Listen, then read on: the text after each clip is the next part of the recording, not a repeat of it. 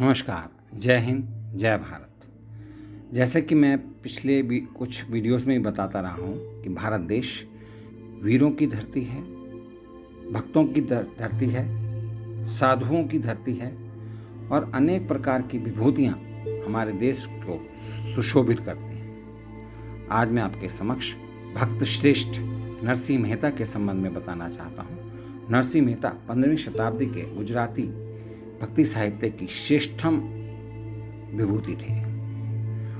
उनके कृतित्व और व्यक्तित्व की महत्ता के अनुरूप साहित्य के इतिहास ग्रंथों में नरसिंह मीरा युग नाम से एक स्वतंत्र काव्य काल का निर्धारण किया गया।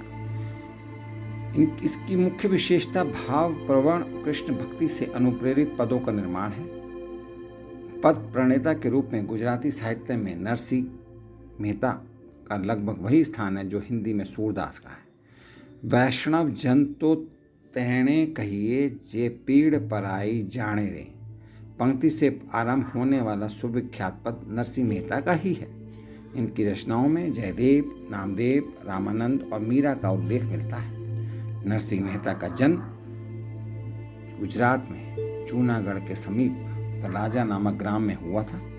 उनके पिता कृष्ण दामोदर बड़नगर के नागरवंशी कुलीन ब्राह्मण थे। उनका अवसान हो जाने पर बाल्यकाल से ही नरसिंह मेहता को कष्टमय जीवन व्यतीत करना पड़ा। नरसिंह 8 वर्ष तक गूंगे रहे और किसी कृष्ण भक्त साधु की कृपा से उन्हें वाणी का प्रदान प्राप्त हुआ और उनकी वाणी वापस आ गई। साधु संग उनका व्यसन था। उद्यमहीनता के कारण उन्हें भाभी की कटु उक्तियां सहनी पड़ती थीं, ताने सहने पड़ते थे और अंततः गृह त्याग भी करना पड़ा।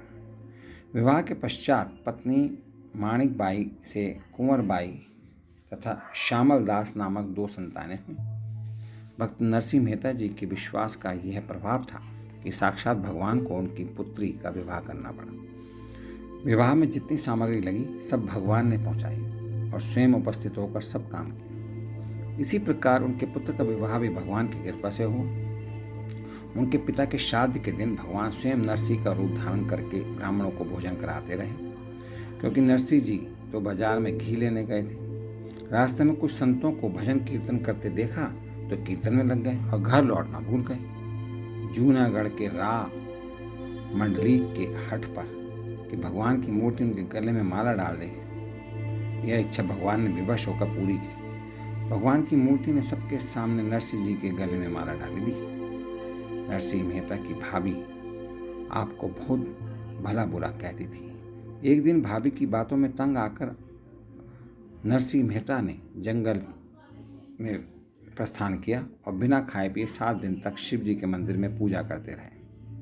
भगवान शिव एक साधु के रूप में प्रकट हुए। नरसिंह जी के अनुरोध पर भगवान शिव आपको वृंदावन में रासलीला दिखाने को ले गए। आप रासलीला देखते हुए इतने खो गए कि मशाल से अपना हाथ जला बैठे। भगवान श्री कृष्ण ने अपने स्पर्श से हाथ पहले जैसा कर दिया और नरसिंह जी को आशीर्वाद दिया। घर आकर आपने भाभी का धन्यवाद किया। एक बार द्वारका को जाने वाले कुछ साधु नरसिंह जी के पास आए और उन्हें 500 रुपये देते हुए कहा कि आप काफ़ी प्रसिद्ध व्यक्ति हैं, आप अपने नाम की 500 रुपये की हुंडी लिख कर दे दें तो हम द्वारका में जाकर हुंडी ले लेंगे। पहले तो नरसिंह जी ने मना करते हुए कहा कि मैं तो गरीब आदमी हूँ, मेरे पहचान का कोई सेठ नहीं है जो तुम्हें द्वारका में हुंडी दे देगा।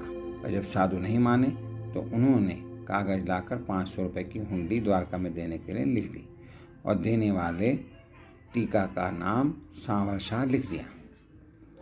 द्वारका नगरी पहुँचने पर संतों ने सब जगह पता किया लेकिन कहीं भी सांवर शाह नहीं मिले।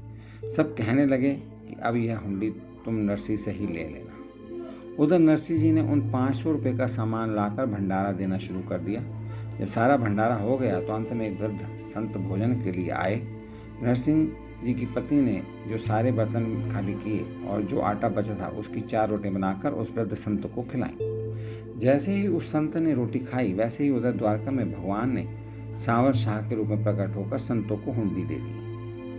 जब नरसिंह जी की धर्मपत्नी का स्वर्गवास हुआ तो फिर उनके एकमात्र पुत्र का भी शरीर छूट गया। तब नरसिंह जी ने पुत्र की मृत्यु पर कहा था, भलूं थयूं भांगी जंजाल, सुखे भजी शू श्री गोपाल।